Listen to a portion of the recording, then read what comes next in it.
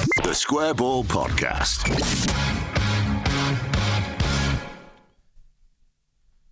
Well, hello, welcome to the show. Dan Moylan with you from the Square Ball, joined by Angus Kinnear, Leeds United's Chief Executive Officer. Thank you for coming on again, Angus. Appreciate it. Pleasure. My favourite day of the year.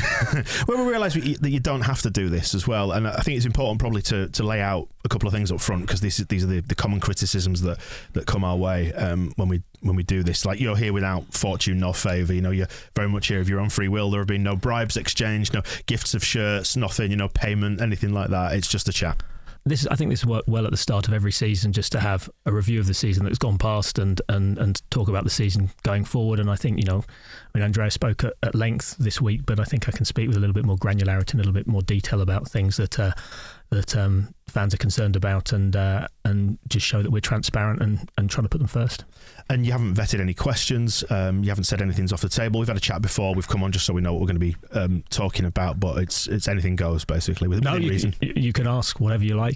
Whether I answer it, it's a different matter. Well, fair enough. And I should stress as well, we don't speak for all Leeds fans, nor would we want to. I'm just going to raise some of the common questions that have come up among the fans over the last year since we last spoke, because there's been a lot of stuff, concerns, questions, issues. And at different times, people have been quite angry over the last year or so about things that have happened at Leeds, but I'm not going to be shouting at you or engaging in sort of personal attacks on anyone at the club.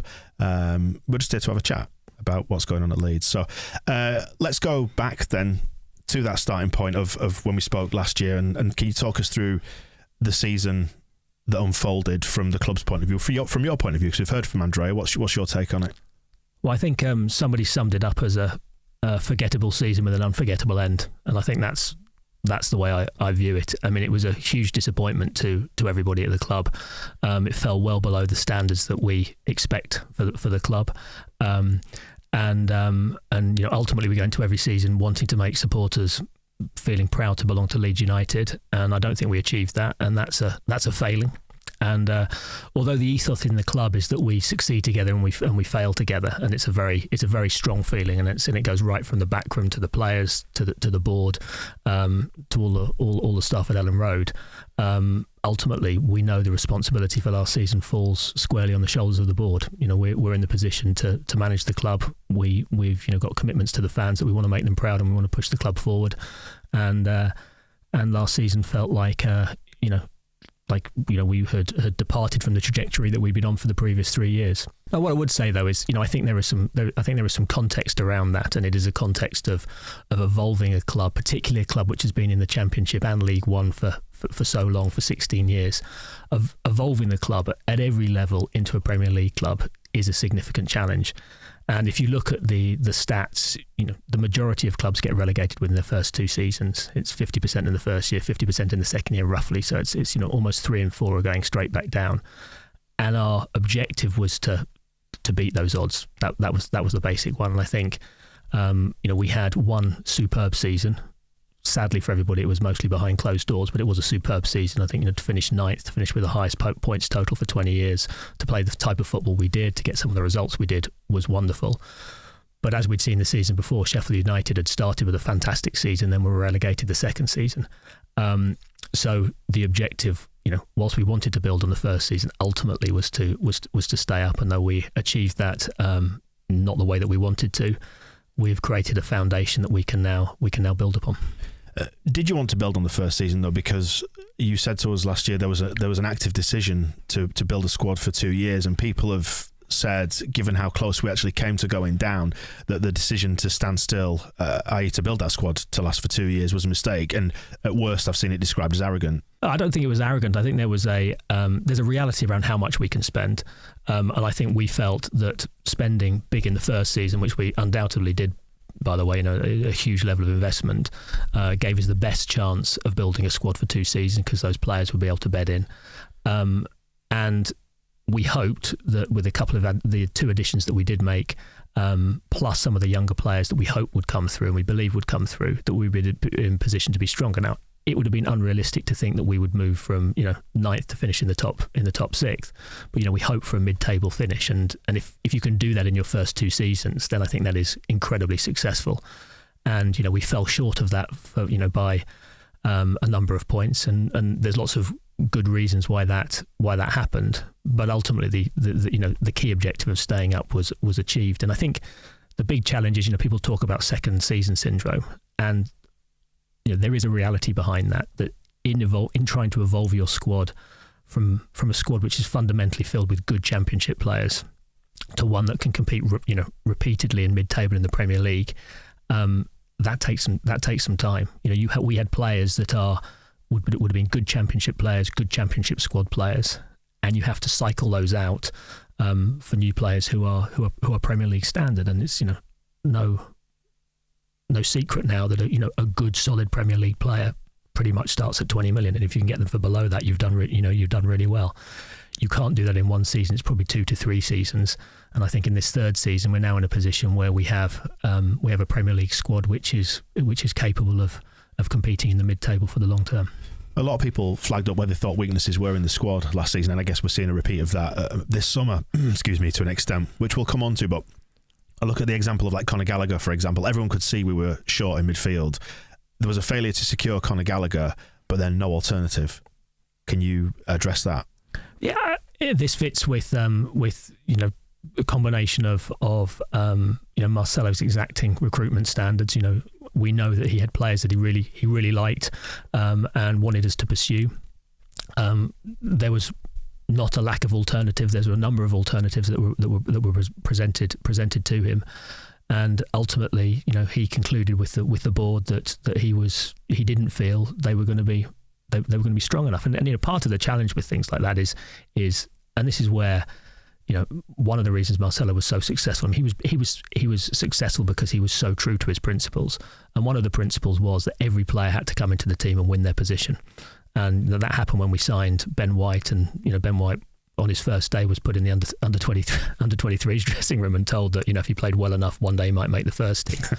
And we had similar challenges with Conor, where he was on the bench had been on the bench and around the sort of outside of the first team at Chelsea. He needed a guarantee that he was going to get first team football.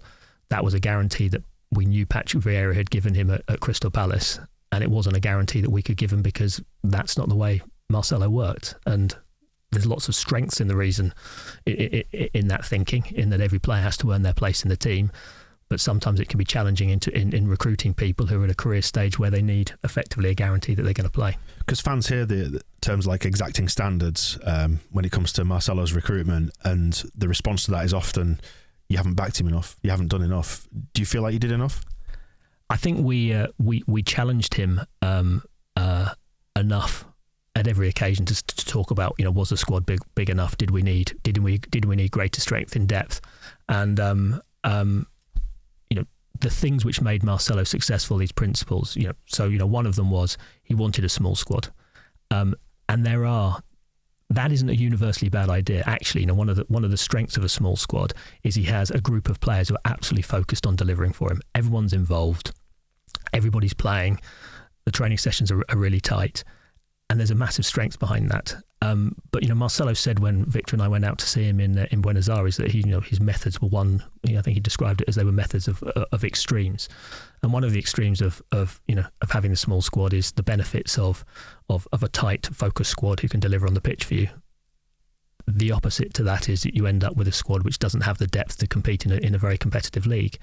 It's similar on the fitness front. Marcelo gave us the fittest team in the Championship and the fittest team in the Premier League in the first season, and that was absolutely key to our success. And whenever we look to hire a coach in the future, their approach to fitness is going to be key, because we thought it was so critical, and it transformed many of the players.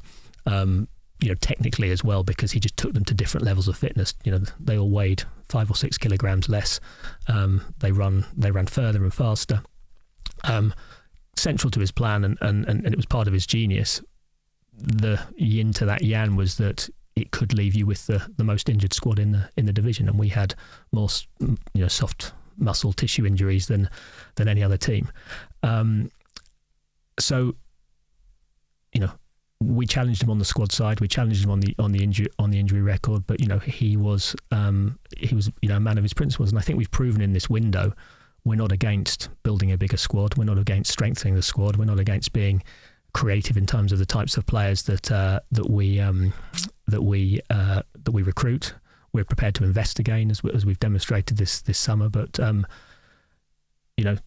we had to work within his principles, and they'd been so successful for us. It would have been foolish to depart from them. Is it, or could it be construed as a mistake to put so much power into one man's hands? And is that a failure at boardroom level? Do you view that as a mistake looking back, or was it simultaneously both a strength and a weakness in the end? I think it's. I mean, I think about it all the time. We go over how we could have managed the situation better. Marcelo was very clear again when we hired him that when you hire him, you hire all of him, and you hire all his principles and all his methodologies, and they're not for changing. He's a man in his late 60s. He's dedicated his whole life to arriving at his philosophy of football, and we knew that that's what we were adopting. It wasn't it wasn't a model where he was going to be the head coach and we do recruitment and we do under 23s. He dominated every decision on the footballing side within the club. He had Victor's support, he had Andrea's support. We worked as a team. I think we worked really well together. We're not looking for credit, but I think we created an environment for Marcelo which made him be as successful and more successful than he's been anywhere else. But it does mean that he that it was his management style is very dictatorial from that front, and we had to accept that. And I don't think it was unreasonable, because it's also been amazingly successful.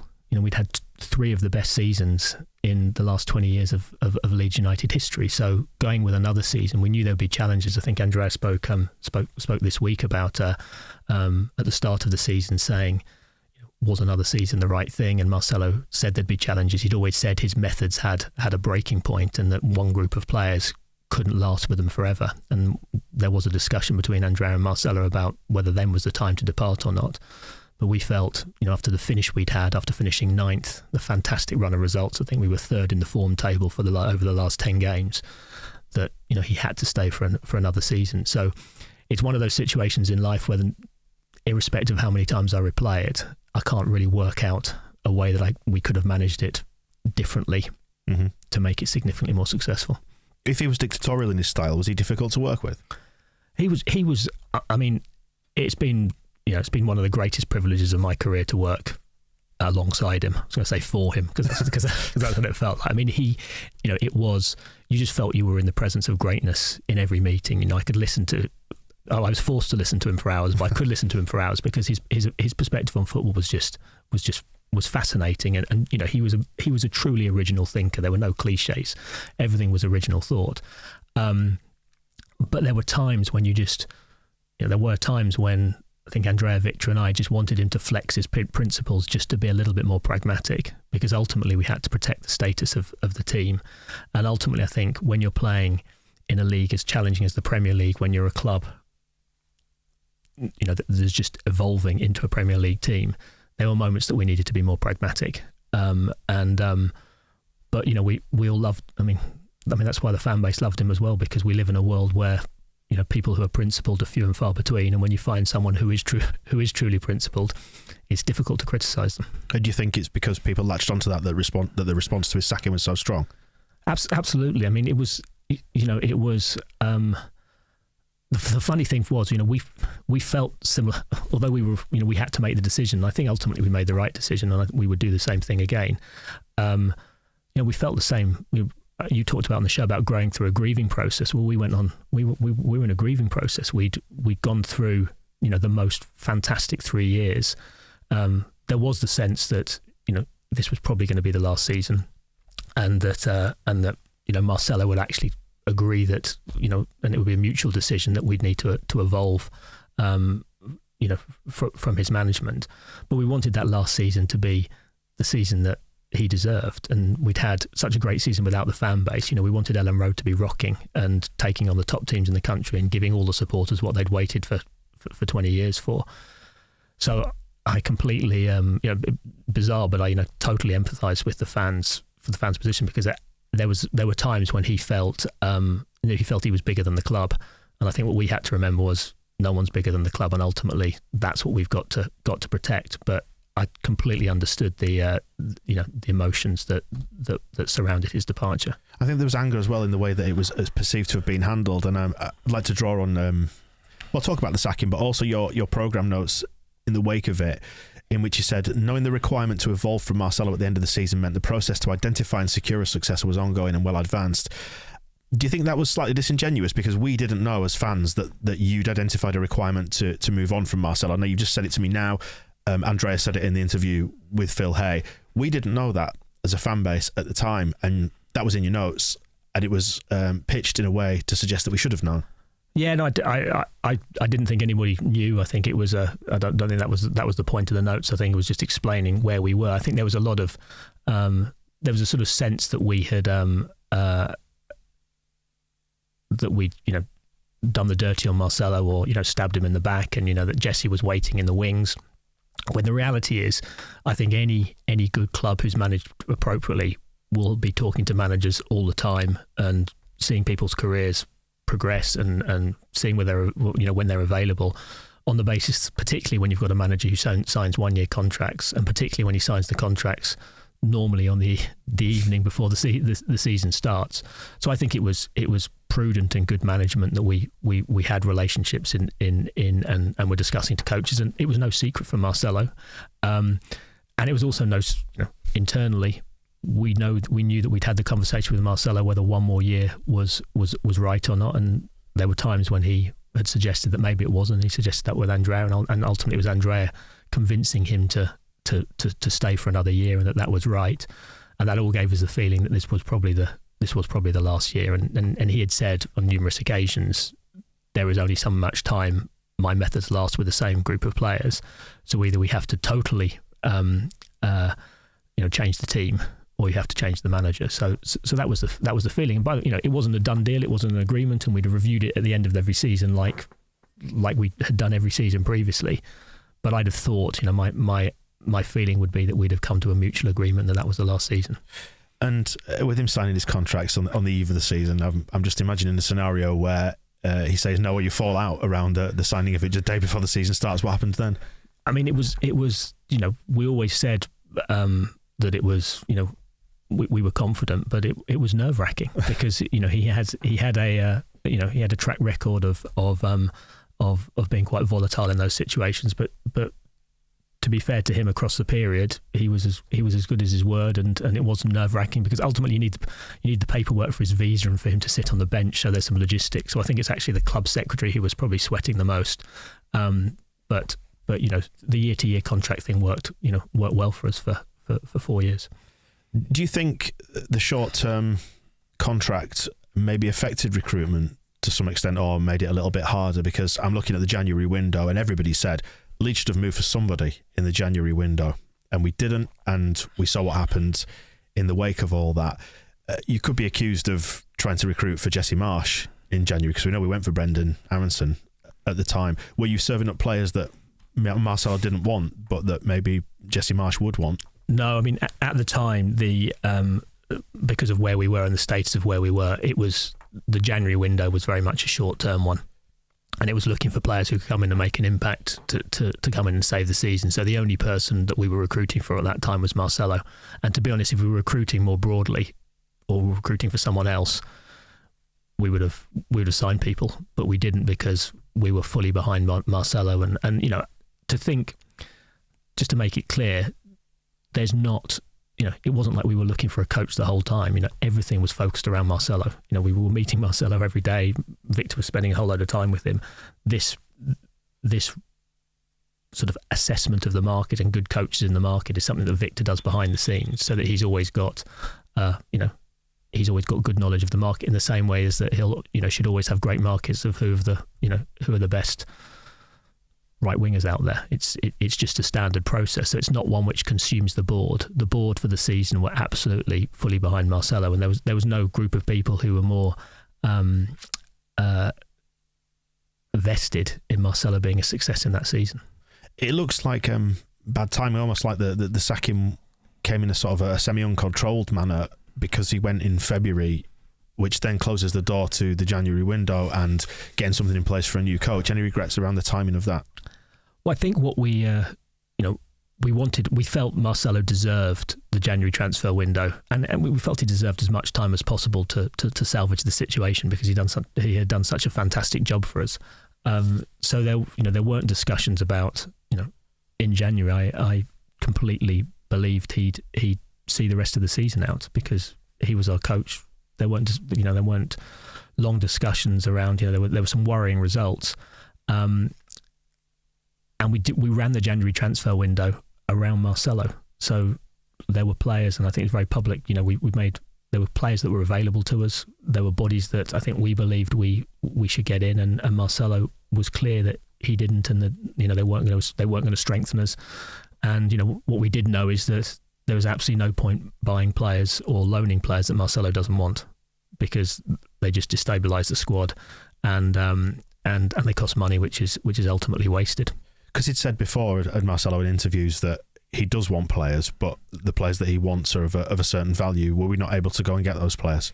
Yeah, for the type of quality. I mean, he made a joke once that if we'd have presented him with Lionel Messi, he'd have told us he wasn't good enough in the air, and that was the case. I mean, I don't think there were names on the list that were out of budget. I think there were names on the list that just simply weren't available at that time. And the challenge with the January market, and I know people will be sick of me telling this, and I'll be saying it again next January, is that good players aren't available in the January market because they are normally playing for good teams and doing well in those teams, and therefore aren't available at that particular time. So you are looking at people who are on the fringe of the team whose season's not going in the way that it should be going. So that's where Van der Beek was an option and Harry Winks was an option. Mm-hmm. But the top players in the Premier League, and the other challenge in January is we needed people who Marcelo felt could make the transition really quickly. And Marcelo was very, very clear, and had always been very clear, he needed 6 weeks for people to be able to learn to play for him. And even if you do something early in the January transfer window, 6 weeks takes you, towards the end of February, and at that time, it's too late. So it was. I always thought with Marcelo it was going to be hard to do meaningful business in January. Do you think the system just broke down as a whole? I think it was a number of factors. I think injuries were a real problem, and again, he was. The fitness levels were so demanding on the players that we knew we'd end up getting soft tissue injuries. More and more players were, what Rob Price and the team sort of say, were in the red zone, where they're playing at a level where they are close to breaking down. I think any team, particularly a team of our size, if you lose someone like Patrick effectively for the whole season, and Patrick had scored 17 goals the season before.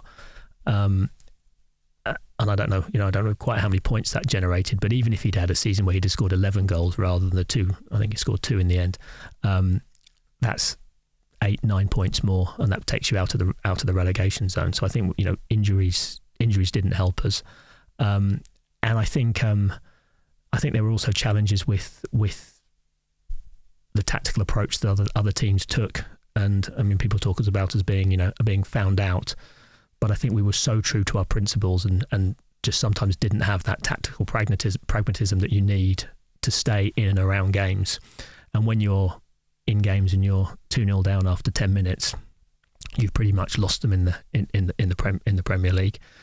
But I think it was a failing at all levels across the club. Our players last season, in terms of effort and endeavour and passion, I couldn't commit them. I couldn't criticise them. I think we've got an absolutely fantastic group of players, and if you look at the number of games that we won in the last minute or saved in the last minute, you've got a team that I think is really true to Leeds' ethos of being of selflessness and passion and playing for each other. But I think, and having spoken to the team, I don't think anybody in the team, I don't think any individual of the team who technically had a better season than they'd had the season before. Mm-hmm. And so I think we've, as I said, internally we've taken everyone's taken collective responsibility from recruitment to managing the manager to the coach to the injury scenario to individual player performances. we collectively just weren't good enough. Did the players lose faith in it? I think for the players, it's really, Marcelo had given them so much, and they all know they owe him a debt of gratitude, and they do have a debt of gratitude to him. And they were very, very disappointed when he left. But I think when you're being beaten so comprehensively regularly, and for anybody who's played any level of football, you know that it's really challenging to go out every week, both home and away, and be on the end of some real beating. So I think there was definitely the confidence in the system was shaken. And unfortunately, it's a difficult system to play when the confidence isn't there, because it requires people to be bold. It requires people to take responsibility, to take risks. If you look at the first season in the Premier League, where we were, playing it around the back four and the keeper, and getting hemmed in corners, and then breaking free and scoring goals. It's brilliant when it works well, but you need players to be bold. And I think the confidence was shattered. And I also think emotionally and physically, they were struggling. You've addressed this a little bit earlier on, but it's worth possibly saying again and getting on the record. Do you feel like you've got a debt of gratitude, you and the board, to Marcelo? Absolutely. I mean, he's Andrea said it in his interview. I mean, he is. I think he will always be a legend at the club. I don't think that Leeds United would have been promoted almost with any other manager. There's some really good sort of championship specialists. People like Steve Bruce, who've got teams promoted 5 or 6 times. I think the scale of Leeds United and the challenges it faced, we needed a maverick. We needed someone who tore up the rule book and completely changed everything, and changed the culture and changed the expectation, and re-engaged with the fans and challenged the players. And whilst it didn't end the way we wanted it to, I don't think we can speak highly enough of him. He was a genius, and he was charismatic, and he unified a city, and I think he transcended football. And Andrea, Victor, and I, and Parag all owe him a debt of gratitude, and I think the club and the city does as well. What did you think of the sack the board chance towards the end of the Brighton game? Was any of that warranted? Was it fair? How did you feel in that moment? Well, I felt we want everybody to feel positive about Leeds United, and I think we have a group of the custodianship of the club and the management of the club are full of genuine people who want the best for Leeds United. So it's I couldn't pretend it's not sad to hear, because we're not in it for sort of personal adulation, but I want people to feel proud of the club and feel that we're taking it in the right direction and it's in safe hands. But I completely understand at that moment the frustration that they felt, and I completely understand the need to blame somebody, and ultimately we are to blame in that situation. I think it was I do think if support, and it's very different when you're not playing very well in a football match and the emotions are raw, I think those types of comments are understandable. I'd hope that across the course of the last 4 to 5 years of our custodianship, fans could step back and say that whilst we've got some things wrong, we've put the club on a different trajectory. I think we're putting supporters first. I think the club is much stronger. I think the future's bright, and so hopefully, when in more rational moments, I think hopefully supporters will see that we're the intention's right, and that we're moving the club in the right direction. What did you make of the last dozen games then of the season? They were. They were challenging to watch, but I was encouraged because I felt, the players continued with their high levels of endeavour, and the running was fantastic, and the effort was fantastic. I think they responded to Jesse. I think it was. I'm not saying it was better, but sometimes you just need a change, and Jesse's approach is very different, and he did a really good job in galvanising the squad and giving them the belief that they could change things. And I think if you look at the points per game, pre-Jesse and post Jesse, there was a significant change. And with Jesse, if he keeping those points per game, we'd have actually finished mid-table. But I was delighted but not surprised with the support. I mean, other than the sack the board chance, which I understood, the support for the team was wonderful right to the last minute. And if you speak to any of the players, it made the difference. Both home and away, it was the thing that got us over the line. So I think, you know, when Jack scored the goal at Brentford, there was a sort of moment of elation, but there was really no satisfaction because that's not where we wanted to be, and I think we could have done better. Do you think Jesse Marsh has got quite a bit to prove to the fans? Have we seen the real Jesse Marsh? Have we seen the football that you think he's capable of? I'd split it into two. So I think from a character perspective, I think we've seen the character of Jesse Marsh. You know, when Jesse came and took the job, you know, I was thinking, not sure this is the greatest idea. You know, from a career perspective, you know, we were in a tough spot, and he's a sought after, you know, coach, and taking a team which potentially could have been relegated, and he could have been managing the Championship, and he was up for that challenge, and he was very confident that he could you know, get us on the right track. So I think, in terms of his passion and his character, the supporters have had a good representation of what he can deliver. In terms of his football, I don't think we can judge him on his football at all. He came in to do a very specific job, which was to keep us up. He had to make some very pragmatic decisions. They're not all tied to the football that he wants to play or hopes to play. He had to come in and make a judgment call of how much adaptation the players could take at that point of the season, what they could deliver when confidence was low. I think he handled it perfectly in terms of grinding out the results. But if you look at the reasons why we hired Jesse, and I know there's an obsession with the lack of width, but actually the key pillars that he works around are very, very similar to Marcelo. So his teams have always been the hardest running in whatever league they've played in. All his three Red Bull teams were the hardest running, but they also led the divisions in most cases in terms of chances created, shots on goals, and goals scored. So he is a manager that wants to go out, I think, and give supporters the brand of football that Ellen Road wants. And actually, we had this discussion with him about the Calgary game, and when they came back to 3-2, and we were saying, Jesse, at 3-0 up, shouldn't you have been sitting back? Could you drop the two midfielders in? Slightly nervous that we could have lost the game, and he was like, no, because he said, I knew we'd score 6, so it didn't matter. So I think he's got an ambitious and he wants to play an ambitious and flamboyant and attacking style, but I think it will be mixed with a more pragmatic approach to defending, a more pragmatic approach to set pieces, and I think that will keep us in games and give us the ability to win more games by still being in them as you come to the final third. So that's quite a big call on the 3-3 because we were, a couple of centimetres away from it being 3-3. Yeah, precisely. But I think it just shows where he is philosophically. He wanted that team to play a full 90 minutes, which is why the rest of the team had played 90 minutes at Man City 2 days before. He wanted them to play a full 90 minutes, get it under their belt, and he wanted them to attack from start to finish. Just while we're talking about you getting flack, any regrets on the programme notes? Because I mentioned before about the stuff you wrote in the wake of Bielsa's sacking and Marsh's appointment. There was stuff about football governance where you touched on Maoism, which felt a little bit misplaced. Any thoughts on that?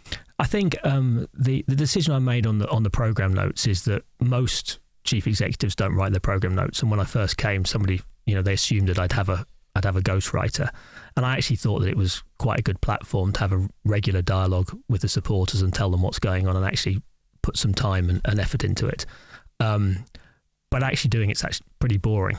So I try and make it entertaining. I try and make it something that people want to read, and therefore elements of it are tongue in cheek, and I know some people like it and some people hate it, but it's supposed to.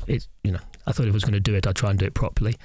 And I think with the comments on football governance, the mistake made there was that I was writing to a Leeds United audience who read my programme notes regularly and know the kind of context with them. I know the readership is really very small, and it was probably naive to write in that tonality at a time when it was quite likely that some of those those things would have been taken out of context and covered in the mainstream press.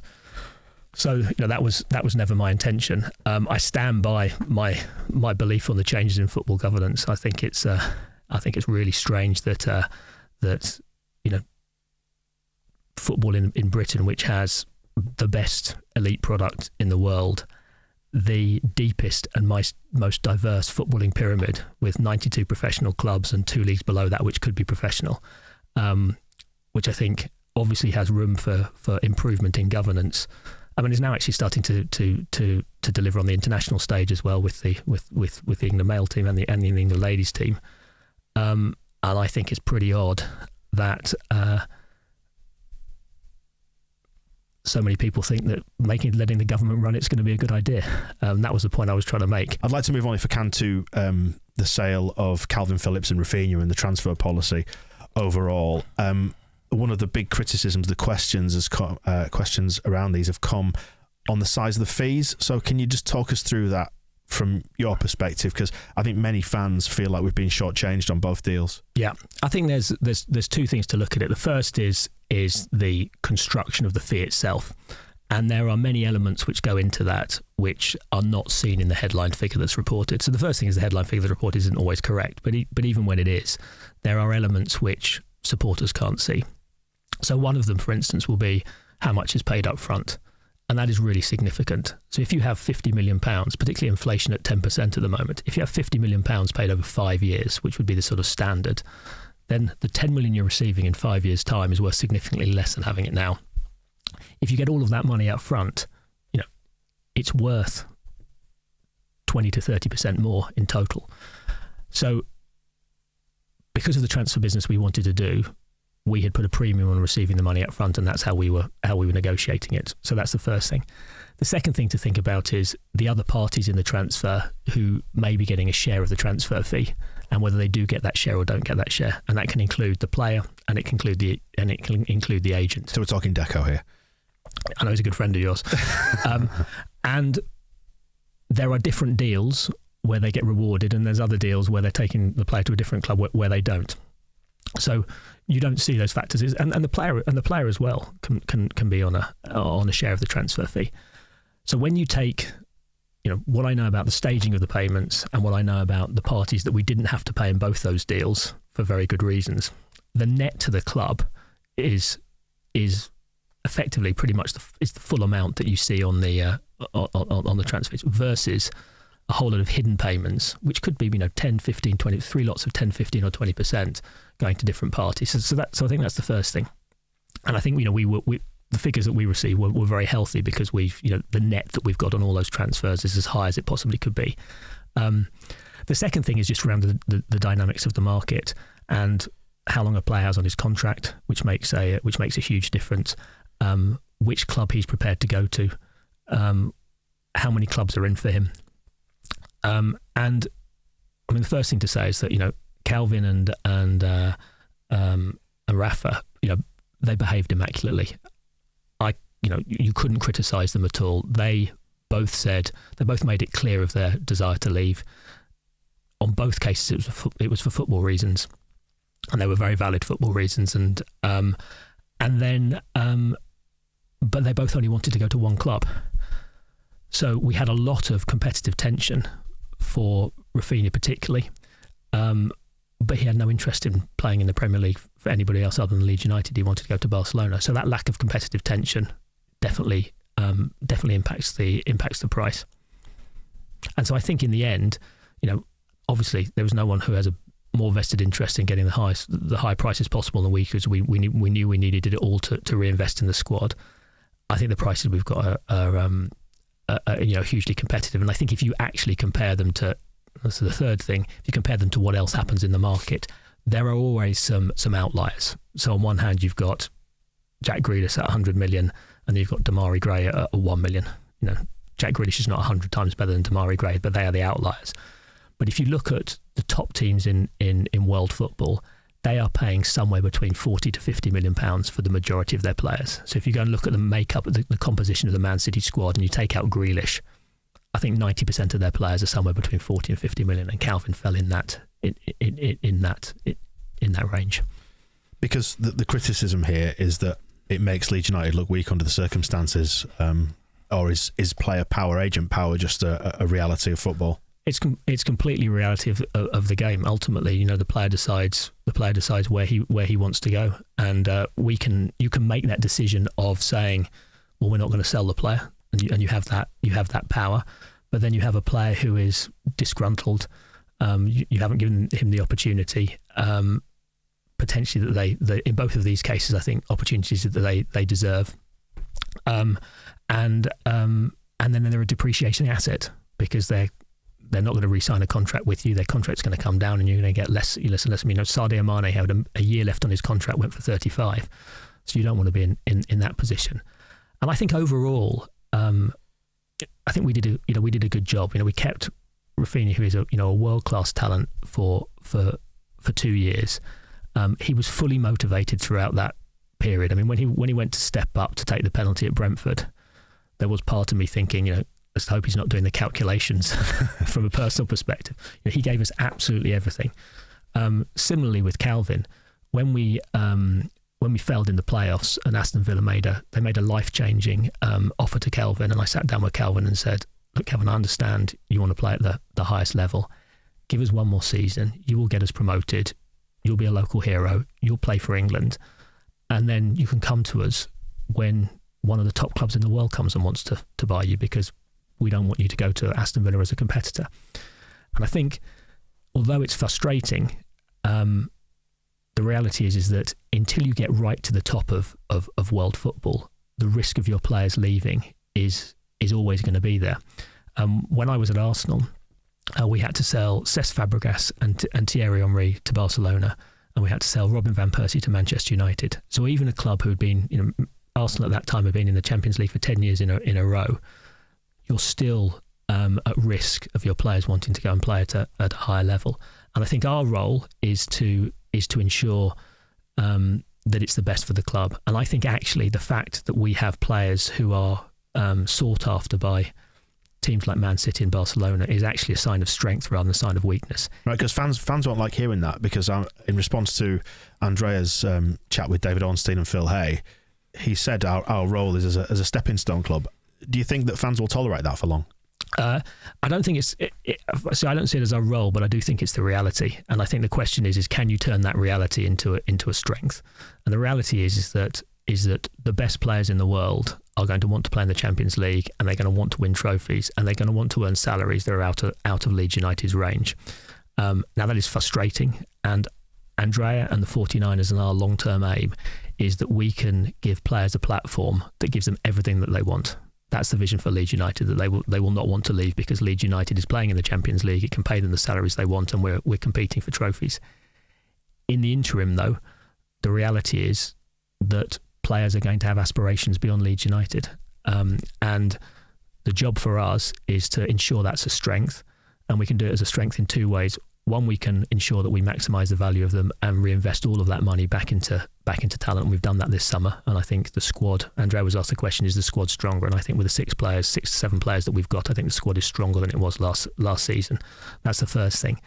And then the second thing is we can use it as a competitive advantage in recruitment at both academy level and by signing younger, unknown players in the transfer market, because we have case studies for them about what a platform Leeds United can be.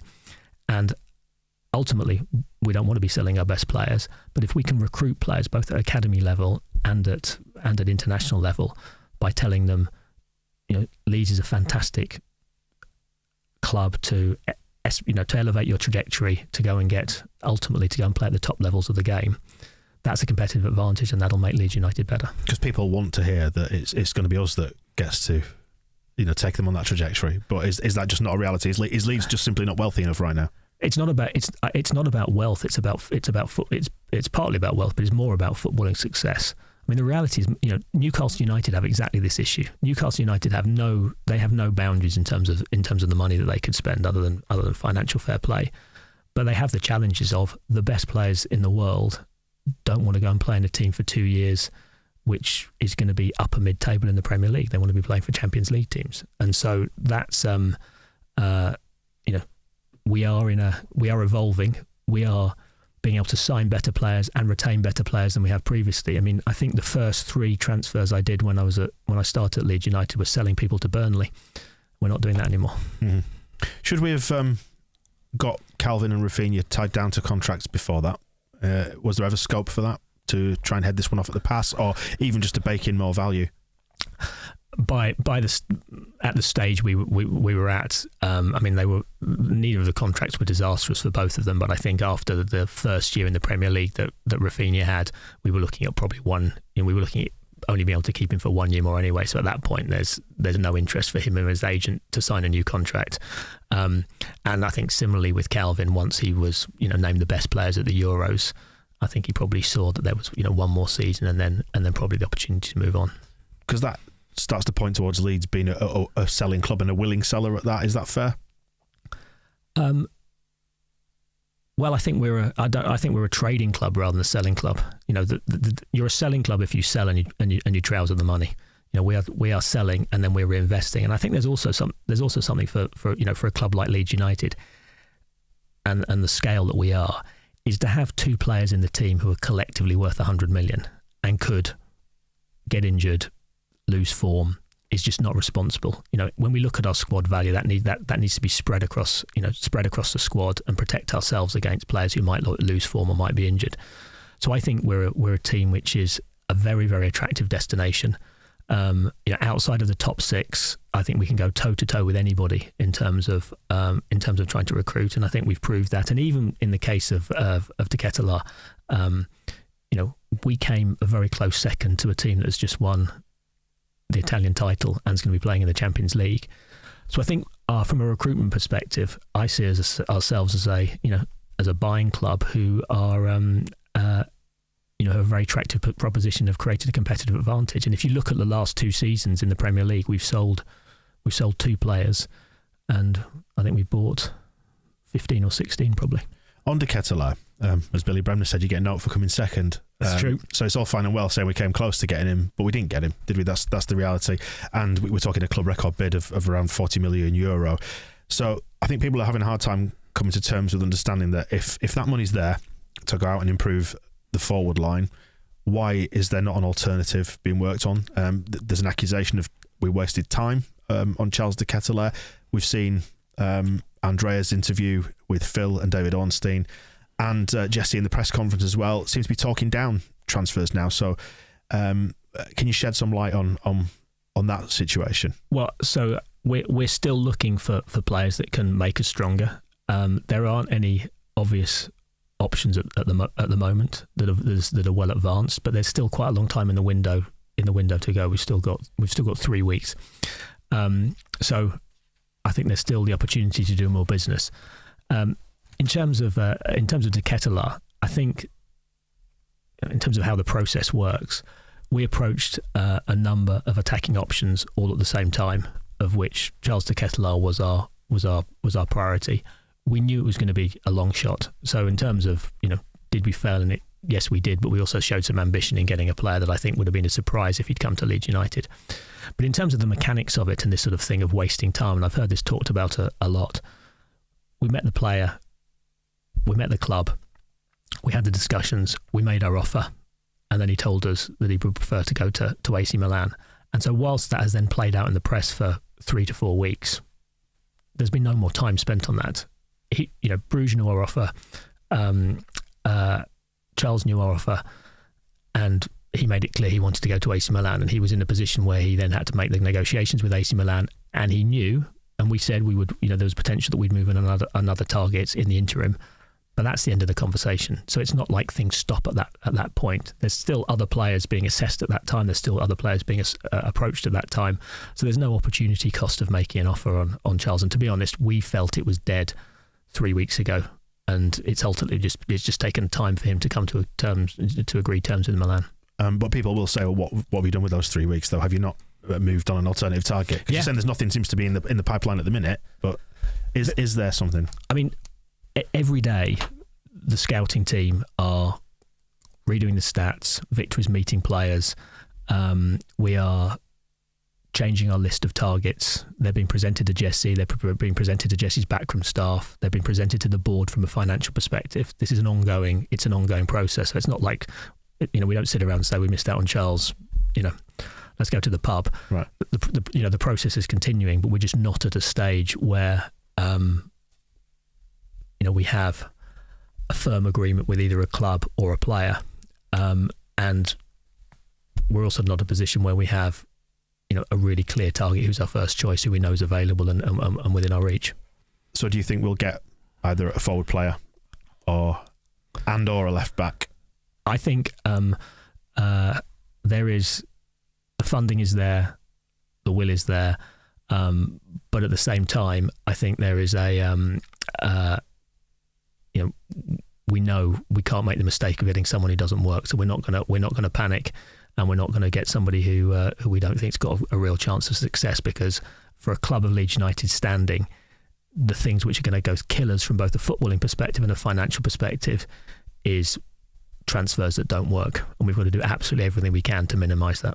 But have we not seen evidence of that in part at Leeds? And is that not an inherent risk of doing any transfer business? Because you could say if you could be risk averse to the extent where you do nothing, and I think that's the fear that fans have, is that the squad is not strong enough. And it's the same as we could see that midfield was weak last season. People see that the forward line and left back position, there's not competition at left back. We could probably do with another attacker, because we're only 1 or 2 injuries away from being in a very similar situation again. Yeah, no, I mean, I think the our job is to balance the risk. So obviously doing nothing, there is risk inherent in that as well.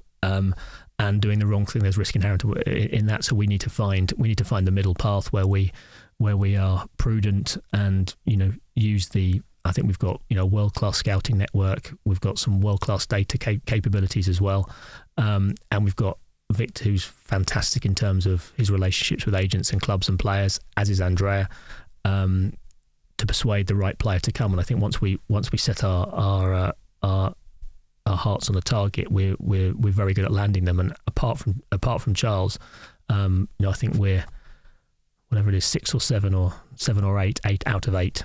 We've landed exactly who we wanted to. So I think we're in a good position. We think we're in a stronger position. What about the idea that the transfer policy maybe looks a little bit reactive or short-termist? Like, people will say, oh well, Pascal Struijk played all right at left back as an attacking left back against Cagliari, so we're probably all right there for a bit. Or Rodrigo has discovered a bit of form against Cagliari, so we don't need another forward.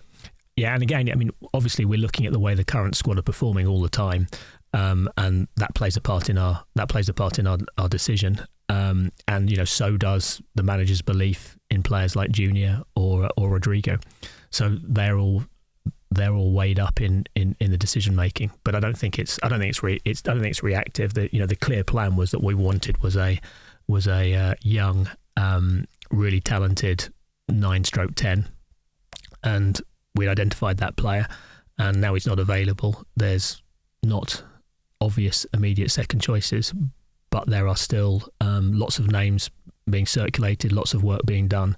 But also and I know fans will hate me saying this, but there's also a real confidence in the squad that we've got. And with Patrick, we still think there's lots to come from Rodrigo, and we think Joey can have a breakthrough season. So we're not panicking. Is there a point though at which you've got to put aside the Moneyball principles and maybe go for somebody who might not have potential to increase in value? Maybe buy somebody who's in their mid-20s who can spend the next 3 or 4 years at Leeds just having the prime of their career. Yeah, well, so Terrier, for example, falls into that bracket, doesn't it? So there is no prerequisite that a player has a trading on value.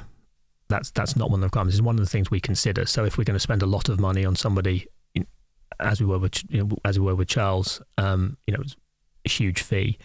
It is definitely in the consideration set that he's only 18 years old, and there's probably a lot of upside in terms of what he could be traded for afterwards, versus signing a 31-year-old who has no. But we're not using Leeds United as a trading platform just to make money. If we can get the right player. But you said we were a trading club. But it's not. But that's not the objective. The objective is to be as good as football as possible. And if we can buy a player who has a trade on value, then that can be helpful. But if we were to find a 32-year-old striker on loan for a season who we thought could do a brilliant job, and they're going to make us better this season, then we'd be completely open to that as well. So it's the key requirement at the moment is that, other than the under 21 recruitment, the key requirement is that players can deliver for us this year, and they're going to make us stronger. And they could be an 18-year-old, they could be a 25-year-old, and they could be a 32-year-old. But of course, when we evaluate each of those options, the financials are such to them, and their age, and their will play a role, but ultimately it's who's going to deliver on the pitch. Tickets and membership. Let's do that then. Great. Which I'm sure you're going to enjoy this one. Price of membership. I guess it needs to be said at the start that, you know, football fans always want everything as cheaply as possible, and they want the maximum amount of money spent on the team, and the board is always useless, and the manager's always picking the wrong team. We always kind of default to these positions, but when you pick out individual things, like I think the season tickets are probably pretty fair in terms of price, whereas I think the membership's not. I think it strikes me as too expensive. Again, I repeat the point, I don't speak for everybody on that. It's just my personal opinion. What do you think of the membership? So I think you've got to view it in the context of all our tickets, and our ticket pricing is in the bottom third of the Premier League, despite the fact we've probably got more over demand than any team in the Premier League at the moment. So, you know, more than the bigger clubs and more than the smaller clubs. And we've been really, you know, I think we've had 10 years of ticket price freezes. We've gone up 10% this year in a very small way, but, you know, I still think it represents, you know, fantastic value. You know, you can take, I don't know if for the supporters who've got children, you know, you can take an under six for £5.50 to a game, and an under 16 for £11. I mean, I don't think there's any other activity you can do with activity you can do with a child for between £5 and £11. So I think that represents fantastic value. Season tickets prices are low, particularly if you've been a season ticket holder for a time. So we've got season ticket prices starting at £378, which again, for me, is fantastic value. And then it comes on to membership. So I think you have to view those ticket prices with membership. I think the membership price that gets quoted to me all the time is £75, but there is a membership at £50. Yeah, but just to stop you for a second, the £75 membership is incentivised in order to push access for tickets, and ultimately that's what people buy membership for, is because they want tickets. So it feels a little bit to me like, well, you said about over demand. It starts to feel like the club are being greedy. No, so the £50, the £75 and the £50, the difference is LUTV and some priority access to the ticket exchange. But in terms of the first sale, you can get the same access at 50 as you can for 75, unless you've been a member for 10 years, in which case it is 75. But if you've been a member for 10 years, you effectively get an opportunity to buy a ticket for 1 in 3 of the matches. And in fact, it works out at more than that, because not everybody applies. So I think, you know, if you want to get a ticket and you haven't been a member for 10 years, don't get the LUTV option, which I think actually delivers a lot of value, and you pay your £50 for the membership. That is it expensive? It's in line with most other clubs, a little bit more expensive than some, but not significantly. And ultimately, we have whilst we want members to be as big as possible, if we make it cheaper, we'll have many more members, and then we've got an even bigger issue. So it is a little bit of a, you know, we want to offer it to people who are committed to coming to games. Mm-hmm. And, you know, I think we had 47,000 members last year, and we're going to have, you know, we'll have the same again this year. So there are people out there who feel it delivers them value for the access to tickets and the pack that they get, and the LUTV subscription if they want it. Do you think we've got too many members? Should it have been capped, do you think? It's really hard, because we're in this position where we're trying to do as much as we can to reward loyalty, whilst at the same time I think we have a responsibility as custodians of the club to try and make as many people fall in love with Leeds United as possible. I think it's an amazing gift to support Leeds United, and so I want us to have as many supporters as possible, and I want those supporters to be young, and I want the supporters to be women and from different ethnic backgrounds, which is something, you know, we are challenged by. If you just look at what I think they're called our legacy fans. So we do want to grow membership. We want to grow the number of people who can come to Elland Road, and I think the narrative that's played out on social media is a little bit inaccurate, because there's this sort of battle between, and I'm paraphrasing here, but between the loyal hardcore and what people call the Johnny-come-latelys. And actually, when you look at the data, that's not the case. What you had over the last 20 years is lots of Leeds fans who didn't come very often. So when they write in, they say, I've been a Leeds fan for 20 years. You've come to this game, I've come to that game. But actually and now they want to come to every game. And so what you've got 40,000 Leeds fans who used to come 2 or 3 times a season and now come to every game, or now want to come to every game. And that's what's caused the sort of crunch in demand versus supply, and that's the challenge that we face. So what we're trying to do is we're trying to balance letting new supporters come and support the team at least once a season, whilst letting people who've historically come more often, still come as much as they used to. And we've done that in a number of ways. So that's why we introduced, from a loyalty perspective, that's why I introduced this 10-year membership scan. So if you've been a season ticket holder or a member and you don't currently have a season ticket for 10 years, you get a 1 in 3 chance of coming to games. So that rewards that loyalty. Interesting, there was only 2,000 people who fell into that category. So it wasn't a huge number of people, and 10 years isn't that long. It was similarly when we did the away tickets. We asked people for over a 5-year period, if they come to 80% of games, they could come to this super attendee. There's only 700 people who'd been to 80% of games over five years. So we are rewarding that loyalty, which is what supporters want. But at the same time, we're trying to make it more open to new supporters, which is challenging. And that's why I introduced the ballot. And the ballot was introduced because supporters were fed up with what they saw as people kind of gaming the system and having 6 laptops open at 9 o'clock in the morning. And so we still have 50% of the tickets remaining are for that group. So if you want to use your wits to try and get a ticket that way, then you can. But then 50% are for the ballot, which we think is a fairer way for people who perhaps not as engaged in the system more generally can still get a ticket. But to give you some numbers, there's effectively 8,000 tickets on sale. There were 8,000 tickets on sale for Wolves. And by the time you take out the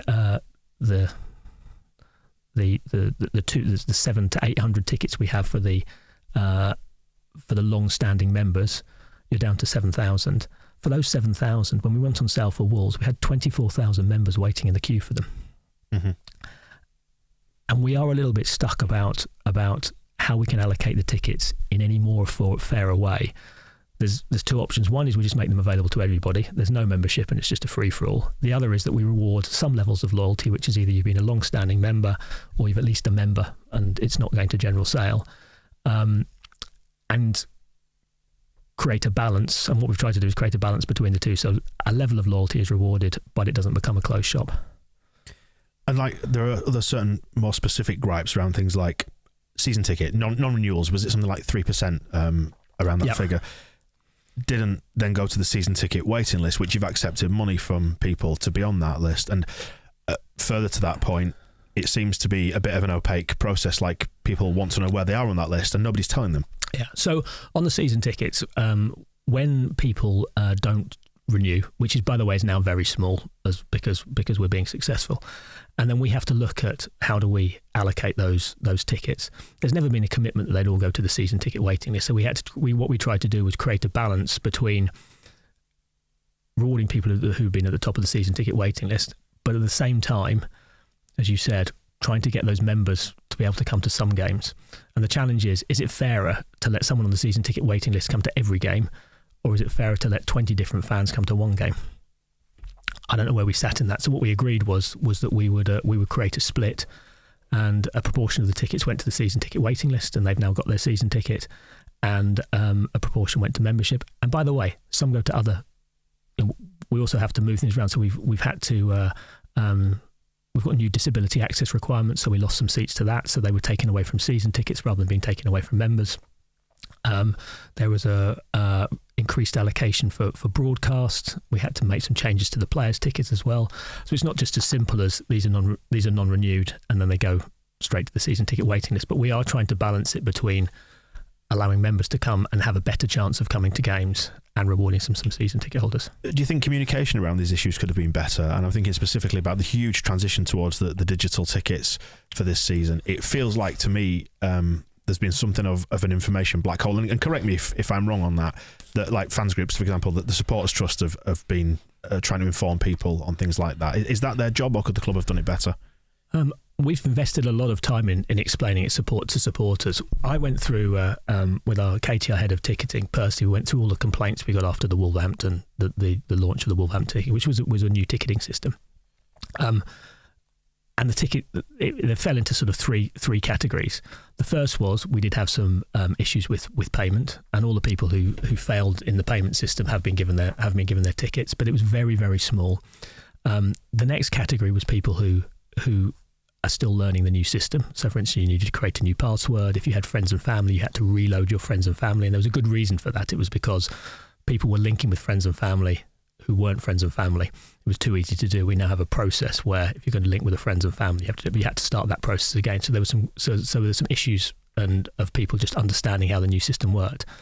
But the fundamental issue that we have and the fundamental complaint that we get is people just not getting a ticket. And and I understand it, they're disappointed, but there's a lot of sort of outrage out there that they haven't got a ticket. And we get emails which explain all the reasons why they were more entitled to a ticket than any other supporter. And the problem is that every supporter defines their loyalty or defines the way the club should judge loyalty in a way that is, in a way that kind of best suits them. And we're just in a very difficult position. So, if you come over from Norway for 10 games a season, are you more or less loyal than someone who walks down from Beeston Hill and comes to 15 games? And these are the challenges. This way of how you reward loyalty is really, really hard. And so at the moment, we're in a system where we know there were 7,000 tickets. We know that 24,000 people tried to get them. And, therefore we know that 17,000 people are going to be hugely disappointed. And some of them are going to complain, and some of them are going to take to Twitter, and some of them are going to say it's a disgrace. But the fundamental issue is the stadium isn't big enough. And whatever we do at the moment, we're just in the unenviable position of just being able to choose who to disappoint in not getting a ticket. And I feel sorry for supporters who can't come. I feel sorry for people who used to come a lot. I feel sorry. I mean, there's some fantastic reasons. People who didn't have season tickets because they've been in the armed forces. People who gave up their season ticket because they were seriously ill. It's really it's really challenging, and we want to give as many supporters a chance to come as we can. But the solution is increasing the capacity. And where are we on that? Because we've heard from Andrea in the interview with Phil and David Ornstein that we're close to finance, that you've been speaking about finance. And I rewind to 12 months ago when we spoke to you and you said year 3, as in this season, if we stayed up after year 2, you could then sort of push the button on the process properly. Is that going to happen? So we made good progress last year. So I'd say last year we spent several £100,000, maybe close to £1 million in starting the process in earnest. And that's a full feasibility study. It's technical drawings. It's work from architects. It's work with and for the council. It's planning consultancy. It's land acquisition. All of those elements are well in train. And we're now in a position where we need to make some decisions around financing and the phasing of the build. And it is likely that it will start, although this is still to be decided, that it will be a West Stand rebuild first, because that's the biggest opportunity area, and not only just from being able to increase the capacity, but also from a facilities perspective. So we need better changing rooms, we need better referees facilities, we need better media facilities, and they're all housed at that side. So that's going to be the key, and then there'll be a debate whether it makes sense to do the North Stand at the same time. So it'll be either one or two of those. It'll be either one or two of those stands. And I know everyone's using this, but it is a challenging time. So since we first did the feasibility study, which was 6 months ago, the build costs have gone up 30%. And on a West Stand rebuild, which would probably cost £100 million, that's a lot of money. But it is being worked on, and we know it's not only important because we want as many supporters to come and be able to see Leeds United as possible, but also it's absolutely critical from a financial perspective. If we're going to compete at that next level, if we're going to be able to retain the types of players that we want to retain, the big gap in our funding is two things. One is not playing in Europe, and two is the stadium's not big enough. So I think the Tottenham Hotspur Stadium generates £5 million of revenue per match, and we generate £1 million. So across the course of the season, that's a massive gap. So as we take Leeds United to the next level, stadium redevelopment's right at the heart of it. So the big questions that people ask are, when is it spades in the ground is the first one. What's the capacity of that stand going to be, and how much corporate will there be? So if we want to take spades in the ground first. I think it would. I think we will go for planning this year, and then I think you probably, depending on the speed of planning, you're probably looking at spades in the ground. You'd have a full plan. You might even start to sell it, but the spades in the ground process would start the summer after next summer, so 2 years from today. Mm-hmm. I think in terms of capacity, to do it properly, to get to 55, it's probably a combination of West and North. The way that we would do it is we try not to lose any capacity in the during the course of the season. So the technique normally is you build over the existing stand and everyone stays where they are. They then move up into the seats above, and then you build the lower level, and so that process takes 2 years. And then the number of corporate seats hasn't been agreed, but it will be a mix of GA, general admission. Yeah, general admission. What's called premium general admission, which is a general admission seat, but maybe with some bar facilities, and then there'll obviously be some corporate in that side as well. And the fundamental, and we've done this at both the stadium developments I've done at both Arsenal and West Ham.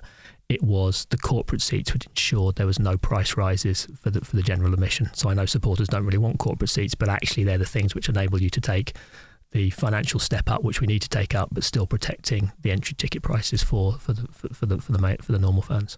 So you're talking about a big West Stand, North Stand will take it to 55, because there's been some discrepancy. Like when we spoke last year, I know it was kind of a loose kind of 55 to 60 we were speaking about, but obviously people then start to quote, oh, Kinnear said 60.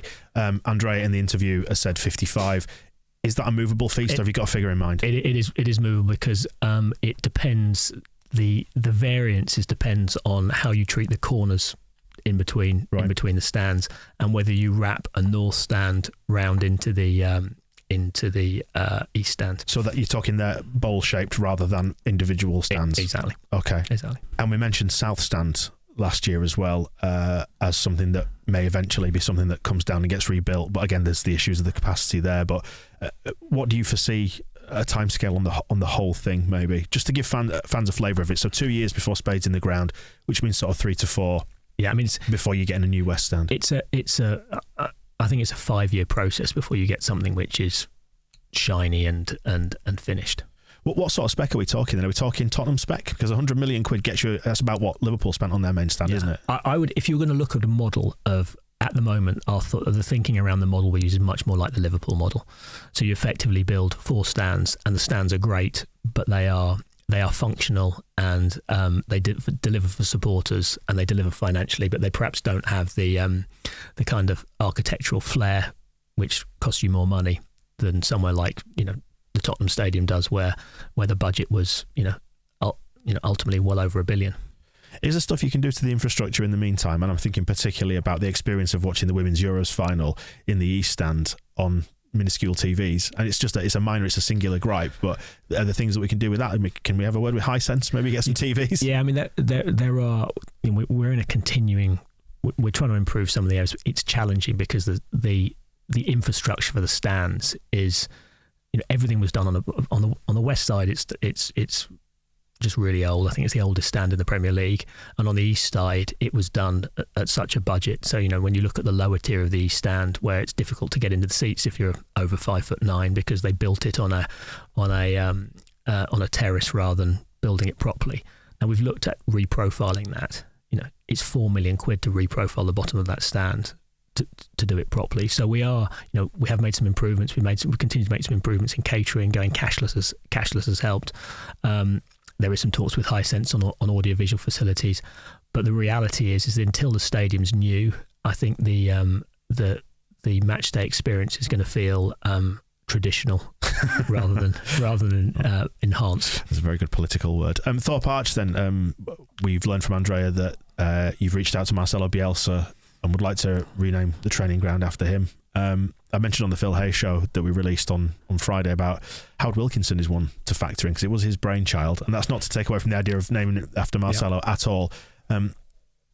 If he doesn't accept it, would you consider that for Howard Wilkinson, or will you be staying at Thorpe Arch, I guess, is the bigger question. Yeah, so we'll be staying at Thorpe Arch, certainly for the short term. I think the challenge with Thorpe Arch is more what we do with the academy than what we do from a first team perspective. So we had visions to move either the academy or the first team training to make ground to Matthew Murray, but in fact that's now going to be the community park life scheme, which I think is much more appropriate, because it's a part of our city that really needs an uplift. And I think the foundation running what will be a world-class community facility there is going to be fantastic.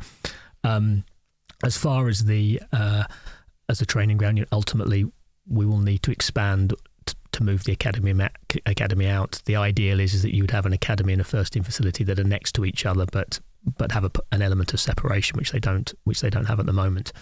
And in terms of naming it, I'm very confident that Marcelo, and this is not to diminish what Howard achieved or the fact it was part of his vision, but we felt that particularly as the training ground is known as it is, all the signage about it being academy, we thought, Marcelo's focus and passion for player development, it was just appropriate, and it was current. And I know I received a really angry letter from someone that it wasn't going to be called the Howard Wilkinson Academy this morning.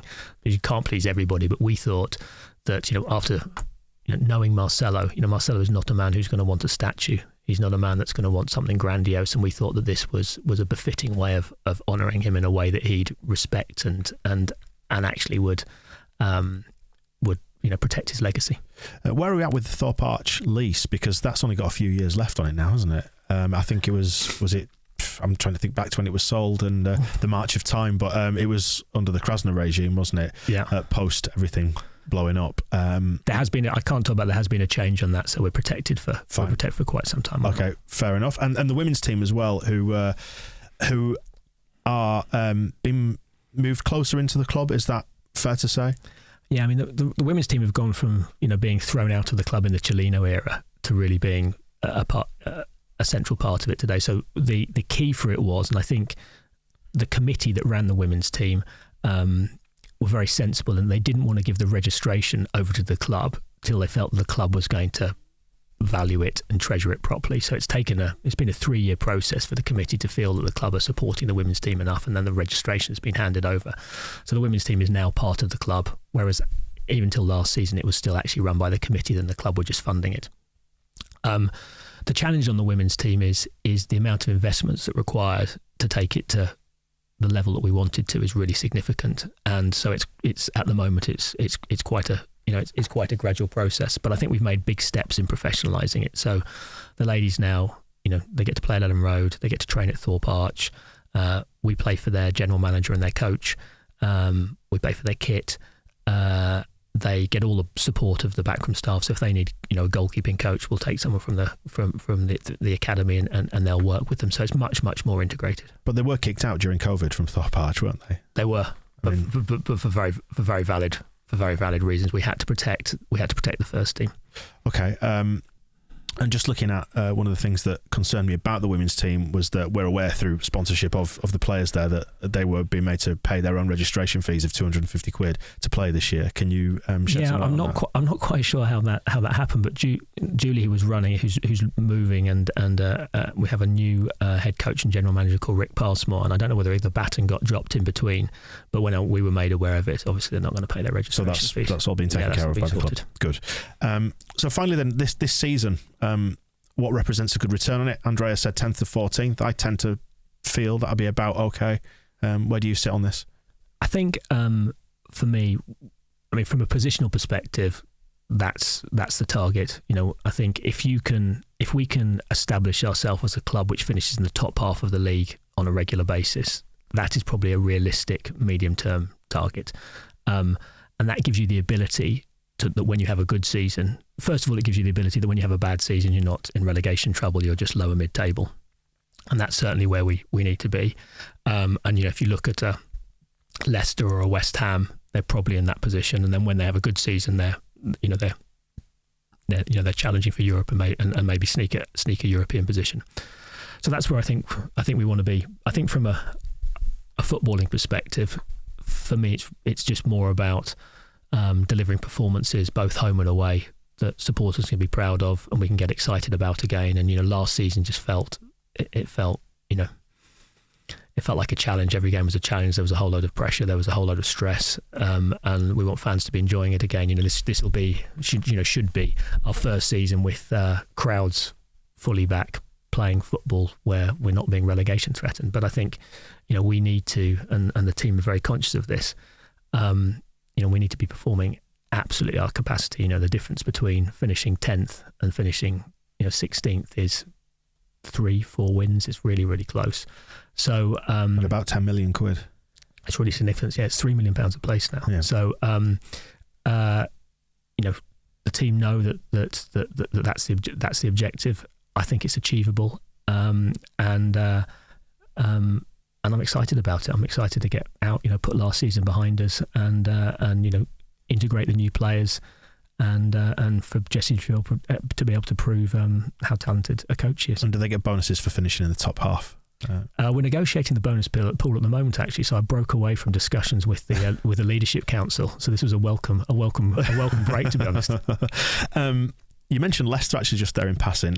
What's your take on the phrase "the Leicester model"? Because it's been bandied around a lot. Andrea mentioned it on Friday rather, in the interview with Phil and David Ornstein. It's been held up quite frequently as something we need to pursue, but Leicester don't seem to be in particularly rude health at the minute.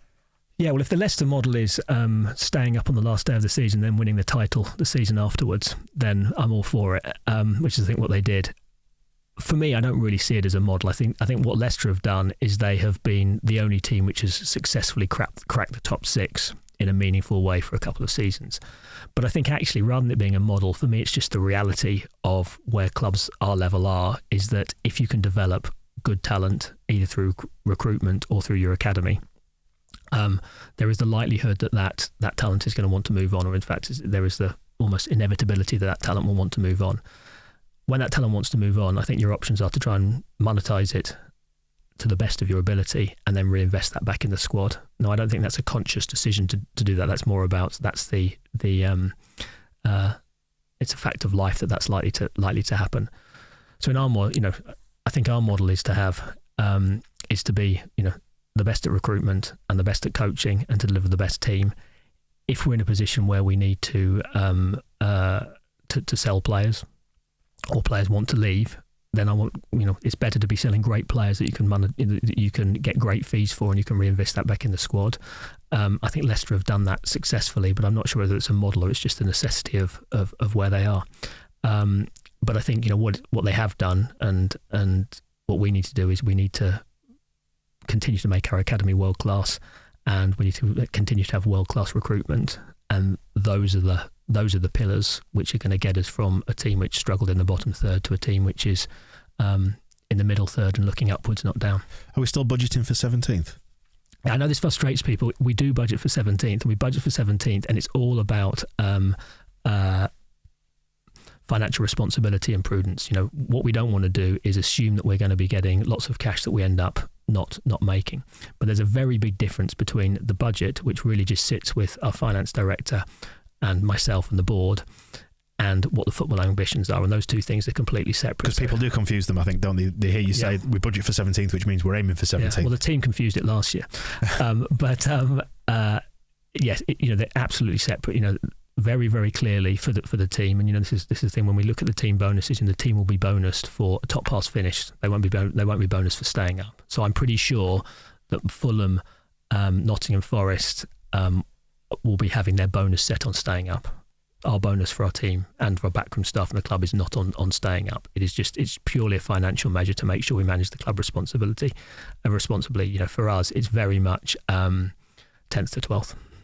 Well, thank you for coming in. We always appreciate it. A pleasure. Really, really enjoyed it. And hopefully I've cleared up some of the questions and some of the issues that fans have. And I would, all I would ask is that fans, at every level, bear with us. We've got a lot of great staff who are working really hard to try and make the club. We talk a lot internally about trying to make the club great again. We are trying to make the club great again. It's not without its challenges, but I tell you, the ethos at the club is to put the supporters first. I know sometimes fans who can't get a ticket or when the kit's delayed are frustrated, but we are working hard day in, day out, both at Thorpe Arch and the training ground, to make supporters proud to be part of this great club. I almost forgot the kit. I foolishly brought it up. I know. I'm not going to talk about the design because some people hate the away kit, some people love it. It's always the same. Some people are somewhere in the middle. Everyone will have their own opinions on it, but the supply chain issues have not been great this season. It feels like it's always an issue for Leeds, unfortunately. Yeah, I think it's the there's been. This. Let's take this year as the first point. This was Adidas issues created by the fact that Vietnam, where the factory that makes the Leeds kit, shut down for 3 months during COVID, and that has been challenging, and the delay is unacceptable. I would like to say, Adidas have been a great partner of ours. I think they've delivered us some fantastic kit. They're great supporters of the club.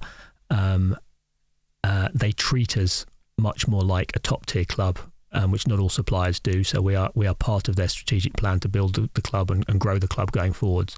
But they have been hit by COVID-related supply issues, which are really unfortunate, and we're trying to address. But I think ultimately, in the end, we'll get there with 3 great kits.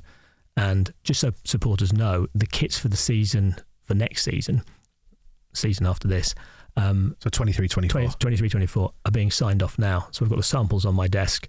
So just so we know, this is not like we do things late. What do they look like? I think they're the best ever. But you said this last year, and look at the away kit, which I quite like. I'm just pulling your leg. I think it's the kit set. The way we look at it is the only metric that we can really look at is not what people say on Twitter. The metric that we look at is in sales. And if you make a kit that people don't like, it doesn't sell, and that does happen. But since we've been running the club, we haven't had a fail on the kit front, and we've had kits that people are like. People hated the bus stop kit or the bus bus seat kit, and then they absolutely loved it. They hated the pink and grey, and then Pablo put one in the bottom of the corner to get us back to the Premier League, and they love it again. So I think we've had more, much more hits than misses, and it certainly goes to be shown in terms of the sales, and from a domestic perspective. Bear in mind, the club stores are selling around Leeds. We pretty much go toe to toe with half of the top 6. So we are up there with the top 6. The gap at the moment is just that we don't have the international sales that they have, and that's the next level, and that comes through playing in Europe. But from a domestic level, our retail business it's difficult to imagine a club being more healthy than ours. And we might get a yellow away kit at some point. Well, you want it more yellow than the one you just got? That's not the yellow that I wanted. I wanted a different. Do you think actually? I mean, I am joking about that. But do you think maybe if 2 years ago you delivered what you class as a traditional yellow, if you delivered that people might be who don't like the mad away kit, the tie-dye one this season, might have been a little bit more tolerant of it. I think people are just waiting to say, please, can we just have like a traditional yellow, a Leeds yellow? Yeah, I think to be honest, we leave it up to the retail team and to our and to the people at Adidas who just know. They know how to design great kits. They know what's going to sell, and it was. We had exactly the same issue at Arsenal, where supporters who remember the '71 Cup final just wanted that every year, yellow away kits every year, and that's not the way to engage. And actually, they're an important part of the club, but they're not they're not the only target audience. Mm-hmm. Just on you mentioned about being treated like a top tier club. It doesn't feel like it, and you look at the merch that's in the shop. There's a lot of sort of generic Adidas stuff. I think people would like to see when you look at like Arsenal. It's basically just a fashion brand these days, isn't it? Some of the stuff that they get, the bespoke, like leisure wear. Is there ever any scope for something like that? Because I personally look at the Adidas stuff in the shop, and I'm not particularly inspired by it. It's the journey that we're on with them, and what we've had to do is we've had to prove that we've got the volumes. And if I could show you the training wear that I've got on my desk for next season, it couldn't be more bespoke. It couldn't be more Leeds. So we've had to prove the case that we are worthy of factory space, and that the volumes justify not having the kind of standard kits, but we're definitely moving in that direction. I think the kits are going to become more highly designed, more personalised to Leeds United, and the vision is that nothing should be generic. Where do we sit in relation to someone like Arsenal? Just so you said we do about 300,000. I read somewhere online they do about 800,000 shirts a season. Is that about a fair comparison? I was there 9 years ago, but I would imagine from their split that they would do 300,000 domestically and 500,000 internationally, and that's a guess. Whereas we do 300,000 domestically. So domestically we are, and Arsenal's domestic retail turnover will be very similar to ours. What you need, the next step is for your kit partner, whether that be Nike or Adidas, to be wholesaling internationally for you, and for there to be for kids in Indonesia to be wearing it. And at the moment, we don't have that fan base. Well, our international fan base is largely expat driven rather than truly international. So you got historic pockets in like Ireland, Norway, Australia, America, so on and so forth. Exactly. But you expect us to grow in the States, I would imagine, given Jesse Marsh and the American players that we've got on the team. Yeah, I think it should be a great growth market for us. I think one of the things that my experience of having international players in the squad, and whether they generate the growth in the market, is they have to be good. if they fail, if they don't play, if they're not successful, then it doesn't do you any favours in the domestic market at all. And we had a player called Miyachi at Arsenal, who was a rising star in Japanese football. Arsenal never played him, and actually it damages your reputation in the country because you're sort of seen as disrespecting their top talent. So, but I don't think that's an issue because I think both Brendan and Tyler are going to be stars this year. And then final point then before we do say goodbye is tomorrow, Wolves. Looking forward to being back. Yeah, I can't wait. I mean, I think everybody at the club is itching to get going. I mean, I know fans feel the off season is challenging, and so do we. We want to get into the rhythm of playing games again and having a full Ellen Road. And I know that the crowd will be superb and everyone's going to be really optimistic. And we just want to hope we get off to a good start and hope it's not one of those games where your season's over at half time. Well, let's have a chat again soon and hopefully under happier circumstances than when we're reflecting on a good season that's in front of us. Perfect. Thanks, Angus. Thanks, Dan. The Square Ball Podcast.